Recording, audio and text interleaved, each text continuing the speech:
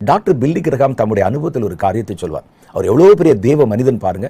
உலக அளவிலே லட்சக்கணக்கான பேரை கர்த்தருடைய ரட்சிப்புக்குள்ளே வழிநடத்தின ஒரு தேவ மனிதன். இவர் சொல்லுவாரு, ஒவ்வொரு நாள் இரவிலும் படுக்கைக்கு போறதுக்கு முன்னால கட்டில் பக்கத்துல முழங்கால் படியிட்டு நான் என்னுடைய ஆவிக்குரிய வாழ்க்கையை திரும்பி பார்ப்பேன். எந்த இடத்துல தப்பு செஞ்சேன், எந்த இடத்துல பலவீனமாய் நடந்து கொண்டேன், எந்த இடத்துல தேவனுக்கு விரும்பாத காரியங்களை செய்து கொண்டேன் என்று நான் என்னை தற்பரிசோதனை செய்து பார்ப்பேன். இதை நான் என் ஆவிக்குரிய வாழ்க்கையின் துவக்கத்திலிருந்து நீண்ட நாட்களாக கடைபிடித்து வருகிறேன், கடைசி வரைக்கும் கடைபிடிப்பேன் என்றும் அவர் சொன்னார். அப்படி நான் முழங்கால் படியிடும் போது நான் முதல்ல ஆரம்பிச்சு ஜெபம் பண்ணுவேன்.